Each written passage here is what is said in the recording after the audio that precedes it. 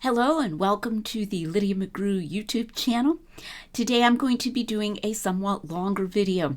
So if you want to go about your tasks somehow and just listen to the audio, you can do that. You're very welcome to do that.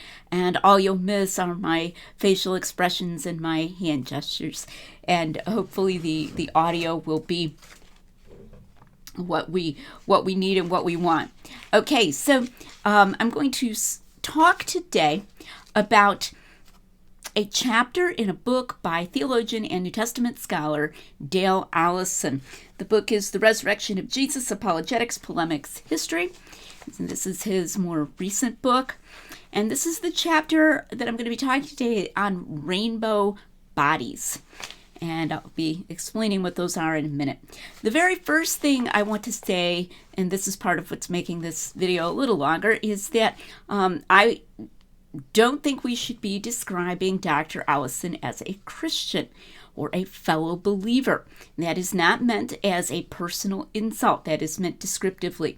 Christianity is a propositional religion, and when you have someone who is out there refusing to affirm and sometimes even speaking dismissively about a core Christian doctrine, something that is part of, I would say, mere Christianity, and that if you don't think it's part of mere Christianity, you should think that it is, then that person is not a Christian. That doesn't mean he's not a nice guy. It's not anything personal. And the doctrine in question is the bodily resurrection of Jesus. Dale Allison is an elder in a mainline denomination.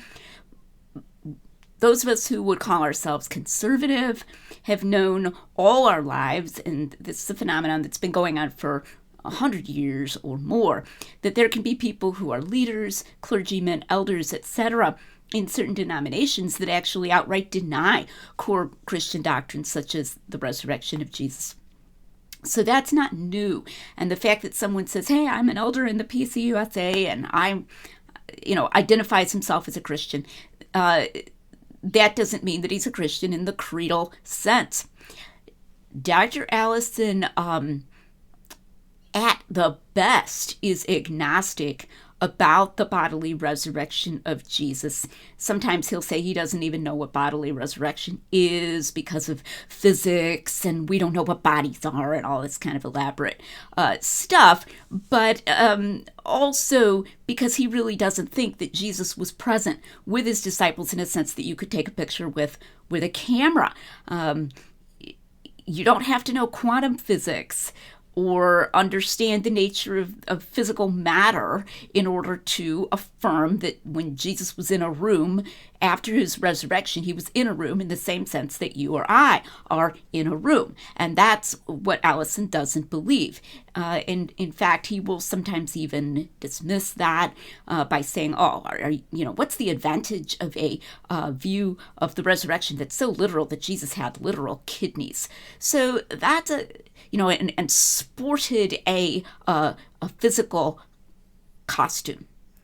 Okay, so we're familiar with this kind of doubt of the physicality of Jesus' resurrection, at least we should be, and recognize it as, okay, that person's not a Christian. So I understand some people get really insulted by that. I have a feeling Allison himself probably would say, well, if that's how you define a Christian, okay, I guess in that sense, no, but not that I've ever had opportunity to ask him how he would feel about that, but I think we need to hold the line that an affirmation of the bodily resurrection of Jesus is fundamental to Christianity. And it's interesting to me for people who've been saying resurrection, resurrection, resurrection, that's central to Christianity, suddenly to be calling Dale Allison a fellow believer, even though he doesn't affirm the bodily resurrection. So, what's left anymore? So he's not a creedal Orthodox Christian. And I apply this to other people. I would say if you're a biblical Unitarian, you're not a Christian either if you don't believe in the deity of Jesus. So even if I like you. So it's again, not personal. All right.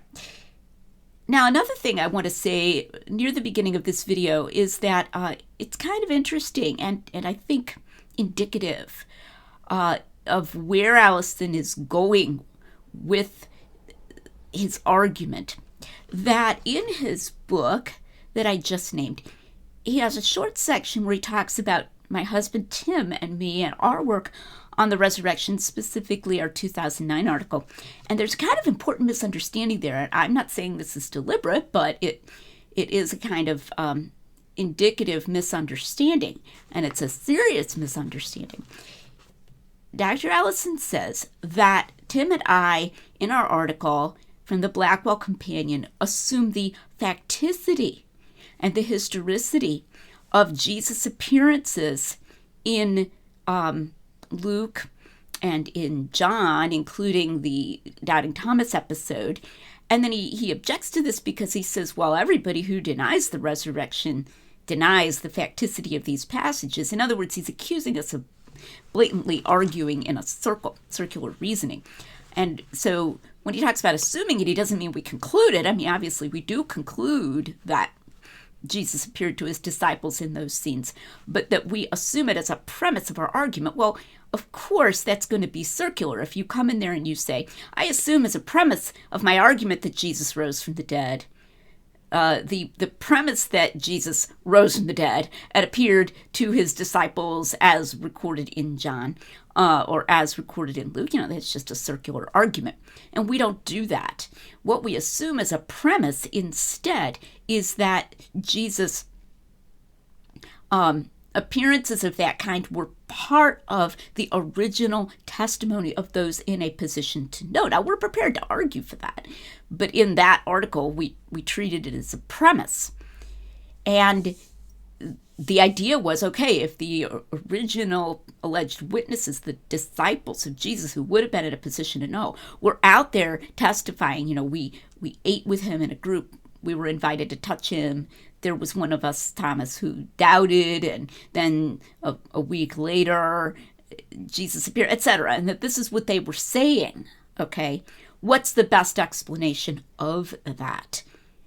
And we don't accept the dismissal of those portions of the text as just elaborations or embellishments or something we want to do without. We think it's important to use that as data, but the way in which it's data is that this is part of the original testimony of those who were alleging that they themselves were witnesses of it. That's not circular. Okay, you may think it's hopeless because scholars think these are embellishments, but it's not circular. And it's interesting that Allison misunderstood us in that way. And, I don't think the article was unclear on that point. In fact, it's funny because I had to clear up a different misunderstanding several months ago where someone said we didn't even use the premise that the details were part of the original testimony. So it's like the opposite misunderstanding. We do use the premise that those detailed accounts were part of the original testimony, and we think that's important to the strength of the argument. We always thought it was, but we don't assume as a premise that the accounts are factual because that would be circular. So I wanted to clear that up. Okay. Now, right to begin with, I want to read part of a quotation, and that's part of what's going to lengthen this video. I'm going to read some quotations from Allison's chapter on rainbow bodies. Now, let me just say here, what is this rainbow body claim? Well, the claim is that there have been Buddhist masters, people who follow Buddhism, who are leaders and so forth in their own local area, who have physically vanished after their death. Their bodies have vanished, sometimes leaving behind hair, nails, and their robe, sometimes leaving nothing behind but the robe, or sometimes shrinking to some smaller size, and that their bodies have turned into light. Their bodies have turned into rainbows. That's the claim. And Allison devotes a whole chapter of his book to what he calls the parallels between this and the Christian claims, and he's implying very strongly an epistemic similarity. And you'll see in these quotations going back and forth, well, if you're if you're open to the Christian claim, you should be open to these claims. If you think these claims are manufactured, you should have some uneasiness that the Christian claims were manufactured. And that he's just beating that drum over and over again of that, on the face of it, epistemic similarity. So just to begin with, he redefines the concept of resurrection. And, he's welcome to do that as far as his own affirmation is concerned, but to attribute it to Christians is a different matter. So in the beginning of the chapter, he says, Christians are fond of affirming that the resurrection of Jesus is sui generis, meaning unique. In the words of Ben Witherington, quote, to date there has been only one example of resurrection on this planet, unquote.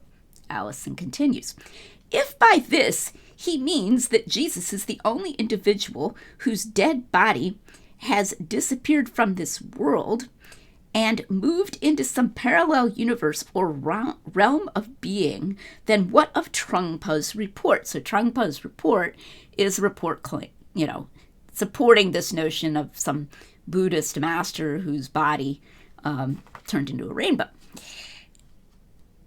I want to pause there. Why does Dale Allison think that Ben Witherington, a evangelical Christian, means by resurrection that Jesus' dead body disappeared from this world and moved into a parallel universe or realm of being? Do you know any Orthodox Christian, your pastor? I don't want to speak for Ben Witherington. I didn't email him before doing this video, but I'm just going to bet that that is not how Ben Witherington would express the proposition that Jesus rose from the dead, in what he was referring to when he talked about resurrection as being unique to Jesus on the planet. No, we don't mean that Jesus' body disappeared, his dead body disappeared and moved into a parallel universe. That's bizarre. That's just a crazy way of expressing what Christians mean when they say Jesus rose from the dead. We mean he rose from the dead. He came out of his tomb. He walked around. He made footprints. You could have touched him. He was tangible. He was physical. Now, does that mean there were no differences? And people will always play on this. Allison does so. Skeptics do so. But it was a resurrected body, and it was different, and he could go through walls, and where did he go in between appearances? And this is a kind of a question bombing that if you can't answer all those questions, you don't really know what you mean by resurrection. Well, nonsense. There are a lot of things I can't answer all the questions about, but I have a basic fundamental meaning. So right to begin with, Allison's own doubts about the physical resurrection are influencing his approach. He's even projecting this very weird, thin, bizarre notion of what we mean by resurrecting onto Christians. And then he's that's going to make it seem like the parallels with these rainbow body claims, even just the nature of the claim is greater than it really is. It's also going to influence evidence because Allison dismisses the physicality, very strong physicality of the resurrection accounts on the grounds that scholars think that, the resurrection of Jesus accounts, on the grounds that scholars think that those were apologetic additions. So in other words, we could just throw them out the window. We don't have to even worry about them as data anymore of what was attested. So those go hand in hand, changing the meaning of the claim and downplaying the content of the evidence. And then he says, Trungpa and like-minded others might reply that whereas the story in the New Testament is true, Witherington and like-minded others might reply that whereas the story in the New Testament is true, Trungpa's report is false. This is invariably the apologetical strategy, apropos the old tales about Romulus, Empedocles, Apollonius, etc. Those are ancient miracle claims by people other than Christ. Such a response to Trungpa's story is, however, nothing but an uninformed prejudice if one knows nothing of the relevant sources. So Allison's chapter then is an attempt to defend this notion that it's just an uninformed prejudice to dismiss the rainbow bodies while believing that Jesus rose from the dead, and he means at least to inform us to some extent in order to unsettle Christians who affirm the one but who are dubious about the other.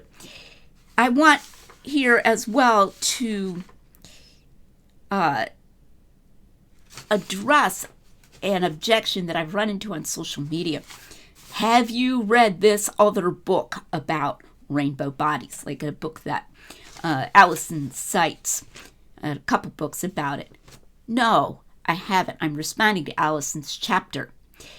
It's very clear that Allison considers his chapter ought to be sufficient to make Christians, he even uses the phrase, ill at ease. At one point, he even says that while he can't give everything that he's read, it's too complex, what he's giving here is sufficient for our purposes. Well, what are our purposes? Our purposes are to make Christians feel like, oh, wow, this looks kind of weird. Maybe I should look into this more. Maybe this really happened. And also to imply that you just are prejudiced if you are dismissive of the one but accept the other. He, in my view, fails drastically in that he is a fundamental misconception of the strength and the nature of the case for Christianity and of how we ought to go about evaluating supernatural claims. He has a false dichotomy between credulity and skepticism, and the kind of informed distinction where you're saying, well, no, I mean, this really is different, okay, is something that he just doesn't even give the time of day to and seems to be rather dismissive of concerning Christianity. In the other chapter where he's talking about Tim and me, he talks about our Bayesian analysis, and that involves Bayesian probability theory, of the evidence for the resurrection. And he says, rather dismissively, oh, I'd like to see them do a Bayesian analysis of the case for rainbow bodies. When I told Tim about this, and I have his permission to tell you this, Tim said, I welcome that discussion. So we are advocating a maximalist approach that the older apologists used, where you don't shy away from that. You say, yeah, there are differences between the case for different miracle claims, and here's why. It was a constant theme in the older apologists. And they didn't say, oh, we just accept the disciples' testimony because of, pious credulity, or even because of general credulity, you should just accept what anybody tells you. No, they were out there saying some miracle claims and supernatural claims are much better supported than others. And here's why. The resurrection of Jesus is really well supported in contrast to others. So, like Tim, I welcome that discussion. But that kind of dismissiveness is very typical of Allison.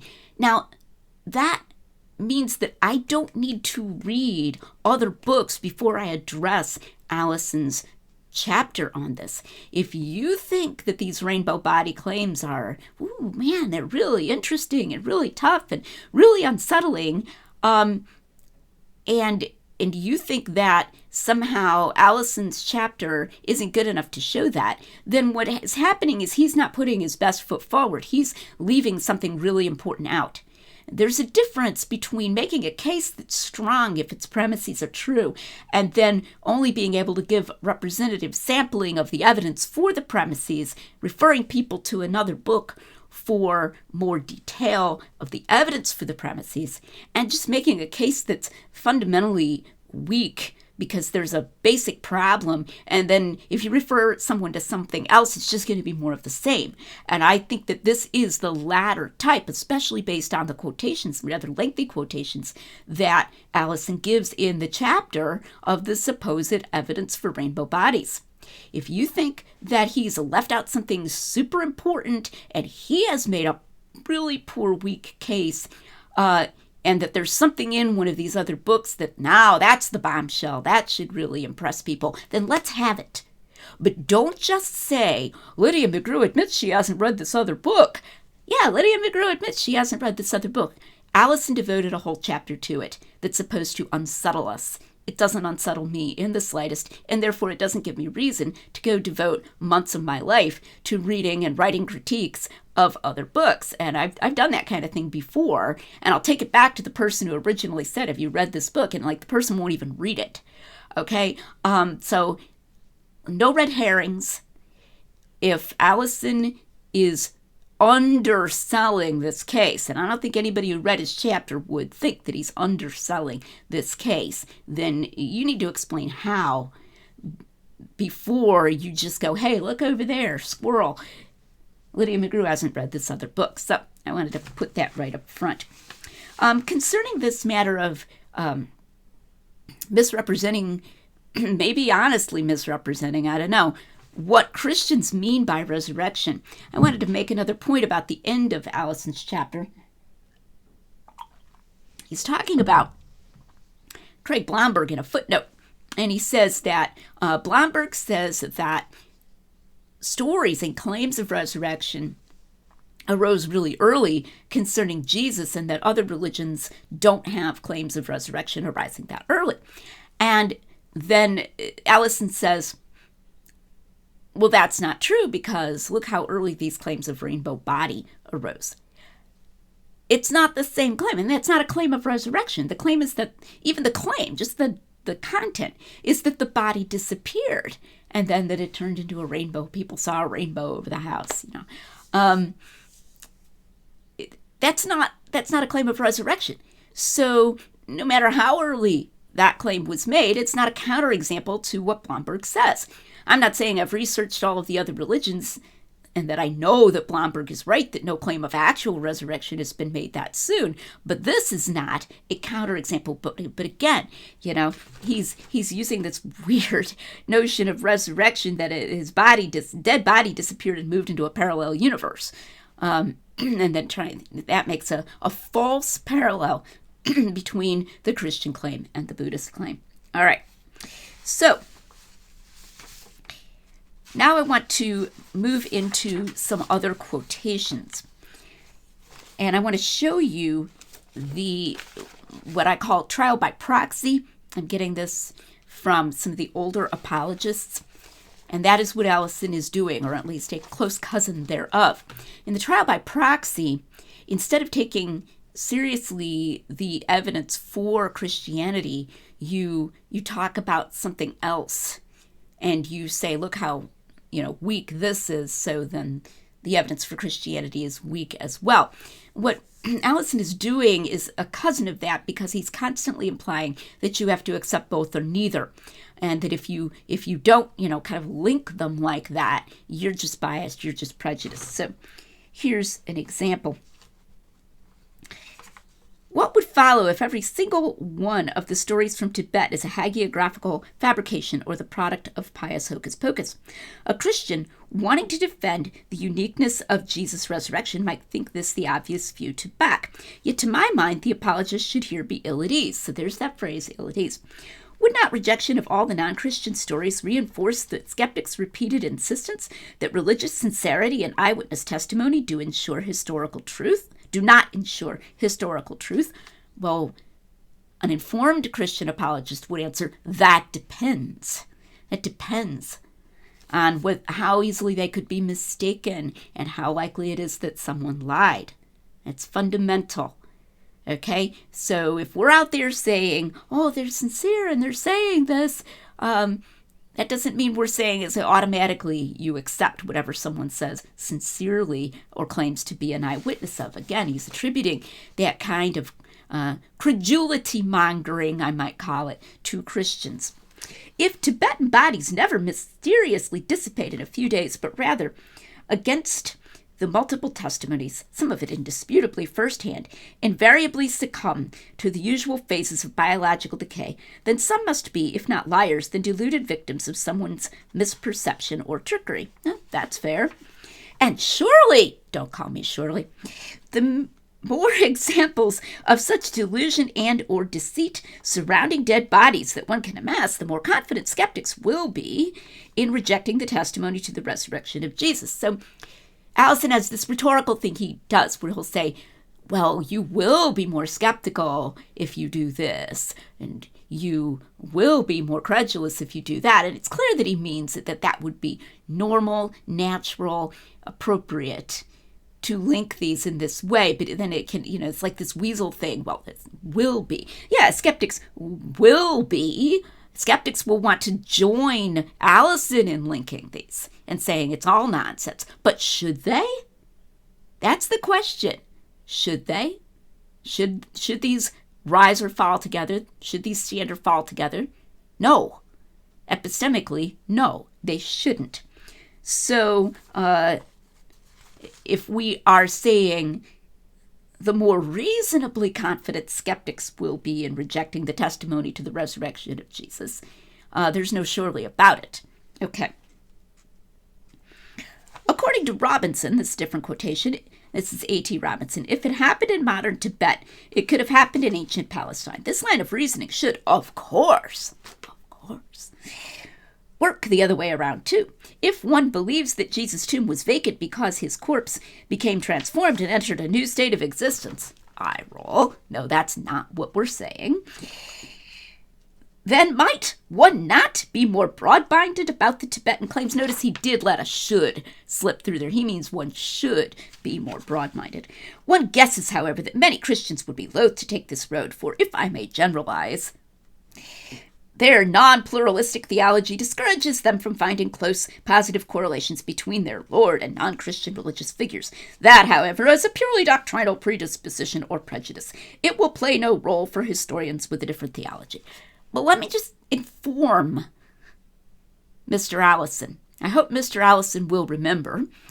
A strong evidentialist apologist is not doing this because of epistemological leaning on a theological prejudice, and is not saying, oh, but Jesus, I want to think of him differently. For hundreds of years, maximalist, manly, evidentialist apologists have been out there saying, hey, did the disciples lie? They'll raise that up, they'll to consider it, they'll put it out there as a possibility. Should we think that this is a plausible explanation, or that someone stole the body of Jesus? Is this probable? And will that explain the evidence that we have? How good of an explanation is that? Okay. And they get into that and they say, no, that's a terrible explanation, because even if someone did steal the body, that doesn't explain these detailed appearance reports. At one point, Allison says that the followers of some Buddhist who supposedly achieved rainbow bodies said that in the days following, he appeared to many of them. But it's very clear that these are like visionary claims, okay? That not that he was eating lunch with them and with like a group of 12 or more of them, okay? So that's a terrible explanation, for example. Or that the disciples were lying is a terrible explanation. Why? Because A, they were in a position to know if they were right, and B, they knew that they would be likely to suffer greatly for such a claim. So it's completely contrary to their interests. They should have just kept quiet if they knew that this was false. So no, this is not a purely doctrinal predisposition or prejudice. And I would call that rhetorical bullying, and I dislike rhetorical bullying. That kind of, well, surely, and you should be more open-minded to this if you're open to this, and that's just a purely prejudicial. That is the way skeptics talk. That is what skeptics do, and we should not give in to it. Okay. If one were to decide that all the stories of adepts realizing the rainbow body are in the last analysis fiction, this might incline one to think, in other words, this should incline one to think, let's admit what he means, or confirm one in thinking the same about the reports of Jesus' empty tomb. If religious Tibetans manufacture fictitious tales of disappearing bodies, then is it not sensible, now we've got a normative term, is it not sensible to suppose that a few religious Jews of the first century did the same thing? I hate to break it to Dr. Allison, but no Christian apologist worth his salt is just saying, hey, you should believe Jews more than Buddhists, or you should believe Palestine-dwelling Jews of the 1st century more than Tibetan Buddhists of the 20th century. That generalization is never there. So this is pure rhetoric. And then here's one of my favorites. All right, he's talking about an article that Gary Habermas wrote about miracle claims in other religions, okay? And he's concerned that Habermas doesn't talk about the rainbow bodies, which he doesn't, as far as I know. All right. There's so much wrong with this quotation. A related challenge for conservative Christians arises from an unintended consequence of Habermas' article, one on which he fails to remark. So here we go again. Both or neither, both or neither. Just keeps repeating this. The more resurrection stories that one successfully explains away, the more natural it is to suspect that Jesus' story can also be explained away, and by the same arguments used to puncture comparable claims. Listen to that word comparable. Isn't that precisely what's at issue? Whether the claims are comparable? This is not an argument from analogy, but a disposition from analogy. Well, yeah, I mean, he actually is making a normative claim here, and he's let the word should come through before. He's not just describing a disposition one might have. He's saying that this is natural, this is sensible, those are some of the words he uses, and that these claims are comparable. So no, this is not just a sociological comment. The habit of debunking has its own momentum. If you have a series of, let us say, 10 similar extraordinary claims, and if you find satisfying mundane explanations for 9 of them, you may find yourself nudged to explain number 10 the same way. Okay, so again, we're claiming that these are similar, and you may find yourself nudged, meaning you know, to be consistent, you should find yourself nudged. If you play the consistent skeptic regarding other people's religious claims, your conscience, that's an interesting word, may incline you to pass some of your own cherished beliefs through the critical gauntlet. And it's cherished, you know. Let's let our epistemological conscience come into play. Putting the genie of skepticism back in the bottle is not so easy. Well, you know, put up or they're not comparable. They're not similar. That's the question, is whether they're comparable or similar.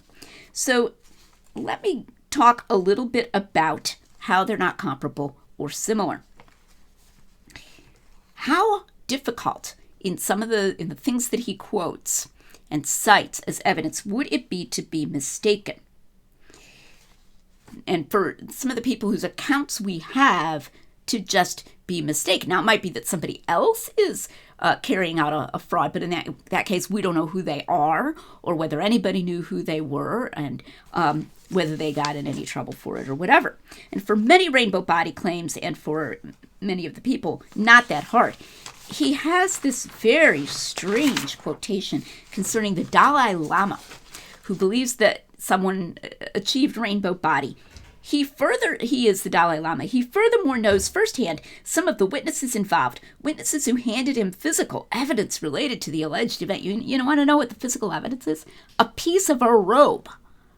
Okay, so the Dalai Lama talked to a couple disciples of one of the Buddhists who supposedly achieved rainbow body. They appear not to have gotten into trouble for doing this, and they meet the Dalai Lama and they say, yeah, our master achieved rainbow body, and they hand him a piece of cloth.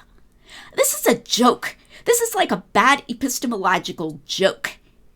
If I said that my husband flew around the house yesterday and I handed you a shoe and I said, and this was the shoe he was wearing, that shoe proves nothing. That's not physical evidence related to the event. What are you talking about? It's a piece of cloth. It could be from somebody's robe. It could even be from that master's robe. That is no evidential vector at all to support their claim beyond the claim itself. Ridiculous. They handed him physical evidence related to the alleged event. I mean, if the Dalai Lama thought, wow, you handed me a piece of his robe, Then, Allison has this other talk about how the Dalai Lama is incredulous. Well, if he thought the piece of the robe was epistemologically relevant, that's pretty darned credulous. All right. Or there was one case where they were coming in every day after the person died, and there was this robe covering his body completely to begin with. And then people would come in, and they believed that it looked like the object under the robe, which was presumed, Allison says, to be the body, was getting smaller each day. And the object's under the robe. We don't know what they're presuming to be the body. This reminds me of the origins of Mormonism, where Joseph Smith wouldn't let the other so-called witnesses even see the alleged golden plates. He said he'd been told he'd be killed if he showed them. So he had these metal plates of some kind wrapped up in his tunic. And they said they saw them with the eyes of the spirit. So it's like object under a robe. Okay. Or to come in and say that the body was gone later. So they would open the room after 7 days and the body was gone. Okay, so maybe the body was gone. But to be mistaken about whether it turned into a rainbow, that's very easy. And that I mentioned, appearance experiences, whatever those were.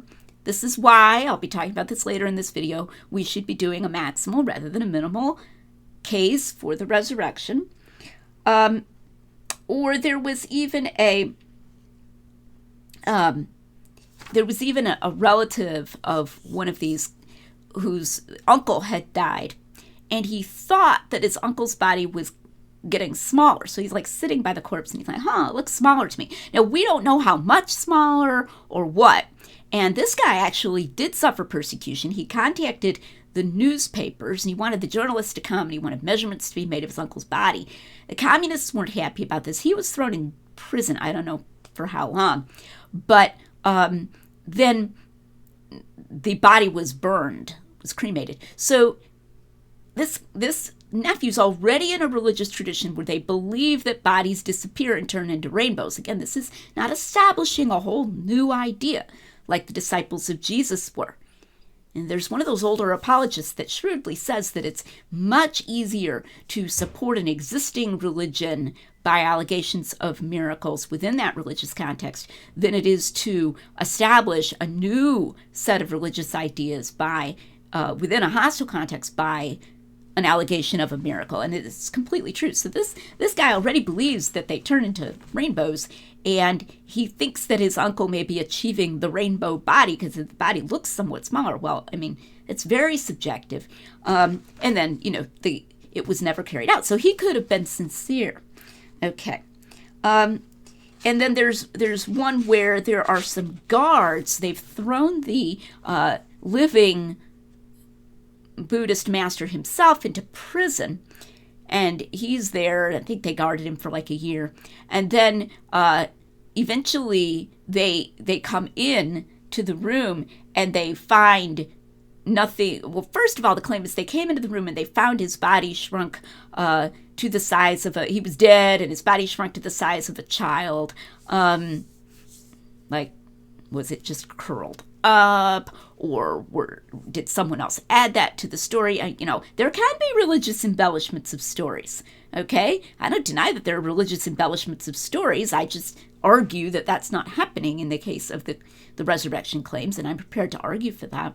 And then later they come in, and there's just a robe and some hair and some nails. I might add that as far as I know, no one did DNA testing to see if they were that guy's hair and nails, and even if they were, you could take them off the corpse and you could leave them there with the rope. So, who knows, what happened to that body, but I don't think it turned into a rainbow. Sorry if you just think that's a theological prejudice, but the point is that this would be, if the guards were impressed, this would be something they could easily be mistaken about, that it really turned into a rainbow. Okay, so a lot of that is interpretation. And sometimes even the alleged data itself is something that someone could just be mistaken about, like, my uncle's body looks like it's something smaller. Okay, And then I've sort of anticipated this a little bit, but the question of faking, okay? Yeah, you can steal a body. If all we had, in the case of Jesus, were the empty tomb, we'd have a much weaker case. It would still have, some evidential force, but it would be a much weaker case. Not something you would go out and, I think, reasonably die for, commit your life for. Not something I would commit my life for if all we had was, his body disappeared. Now, Allison's inclined to believe the empty tomb. It's like he's like, just over the 50% line or something. He doesn't strongly believe it, but he's inclined to believe it. And, Christians who are all excited about Allison will, make a big deal. He believes in the empty tomb. Yeah, he barely believes in the empty tomb. And then he analogizes it to this rainbow body stuff. So as far as falsehood is concerned, what we are looking for in a miracle claim, and I want to emphasize this, pay attention. If I've been boring you, I hope I will not bore you now. What we are looking for is that the same person who would have been in a position to know and who could not have been readily mistaken is the same person who is knowingly risking terrible repercussions for making the claim. All right, so that we should have, and preferably multiple people who were in a position to know, could not have been easily mistaken at all in what they're claiming, and know that they are going to suffer for what they claim. And it's very likely that they're going to suffer, and then they're going out there in that hostile context, and they're making that claim about something they couldn't have been mistaken about. I'm not finding that intersection anywhere in Allison's work. Yes, there is some hostility from the communist authorities, but there are also people out there who are saying, yes, so-and-so achieved rainbow body, and apparently nothing is happening to them whatsoever. Or, we came in and we found the body missing, and nothing's happening to them. Moreover, finding the body missing is not, it's just like one small bit of evidence. A body can be missing for a lot of reasons. In the case of the disciples, I contend that what we have is that these people are saying, we were with him, we met with him, we ate with him, we were able to touch him after he rose from the dead, after he had been dead, and then he met with us in a group. That's not the kind of thing you can be mistaken about. As Tim likes to say, it's like, did you spend spring break with your best friend and a group of you all together, okay, who knew him well? Those same people were making claims they couldn't have been mistaken about in a context where they knew that they were risking death, and some of them suffered death. James, the son of Zebedee, for example, being put to the sword and so forth. And they watched as, that happened, and then the other apostles, even under threat, continued attesting. I'm not saying Stephen was an original witness, but he was stoned, so there was a very real context of danger. And then, of course, we do have, I think, some fairly solid attestations of some other disciples suffering death, but right in Acts, it's clear that they are risking death. And they would know if what they are saying is false, and what they are saying is enormously strong support for Jesus' resurrection. Now, this is where I would refer you to other work where you're saying, but that it's embellished. Okay, I have arguments about whether the gospel authors embellished their stories, and how close those gospels were to the facts, and I am going to refer you to another book, but I'm presenting a case that, if its premises hold up, is a very strong case. And that's why I think I should intrigue you, if you still have doubts about embellishment, to look into that further. Allison is not even presenting that. Okay, these are claims that people could have interpreted as somebody turning into a rainbow that was just the body being missing, or that people who faked don't seem to have suffered a serious fate. Okay, and that would actually be, not all that hard to fake. Put some object under a robe, and then you put a smaller object under the robe the next day, and so forth. Pretty easy to fake. Or going and meeting the Dalai Lama and handing him a piece of cloth. I mean, that's not impressive. It's just astonishing to me that Allison makes a big deal about these things. Now, he also makes a big deal about how recent it is. He seems to think that the fact that something happened in the, or allegedly happened in the 20th century, or was alleged in the 20th century, or even the early 21st century, should be extremely exciting. Not in and of itself. I mean, I imagine there are people out there credulously believing miracles today in February of 2022, and that doesn't impress me, or faking miracles today in February of 2022, and that doesn't impress me that it's happening right now. It happens all the time. Interestingly, too, this is extremely important in an interview. This isn't, I think, in the book. Allison admits that he tried to look into some of this more by emailing some of the people, or writing to some of the people. And he said, but, he couldn't get very far because he says they have an esoteric tradition, meaning that they don't like to talk to outsiders. And he actually used that statement. They don't like to talk to outsiders. Christians have never had an esoteric tradition. They have never been hesitant about talking to outsiders. The disciples, the apostles, the original witnesses were not hesitant about talking to outsiders. It was not esoteric. Right in and of itself, when somebody says they have an esoteric tradition, they don't like to talk to outsiders. And then you try to say, well, this might make you ill at ease, and don't you think you should be skeptical about both, or more broad-minded about both? It's like you just admitted a very, very important disanalogy here, and that's a big deal. And that I just find very striking. Well, they have an esoteric tradition. But you're just theologically prejudiced. If you accept Jesus' resurrection, you don't accept rainbow bodies. So I hope this has given you some idea of the nature of the differences between the cases. And while I'm at it, I'll throw in a little Bayesianism here. In Tim's and my argument in 2009, a big feature was what we call the Bayes factor. Now, try not to let your eyes glaze over, but if you're interested, this is for you. And the Bayes factor is a ratio between the probability of the evidence given the hypothesis and the probability of the evidence given the falsehood of the hypothesis. Hypothesis here is that Jesus rose from the dead, bodily. And so a big feature of it was the improbability of the evidence that we have given the falsehood of the resurrection of Jesus, where that's R. So now let's suppose R is a rainbow bodies instead. Well, from what I can tell from Allison's whole chapter, where he's giving us supposedly, enough for the purpose, he says this is enough for our purposes. And his purposes are to make it seem, at least on the face of it, like there are some significant parallels here, epistemologically. The probability, the evidence given, not R, meaning not rainbow body, is, not all that low.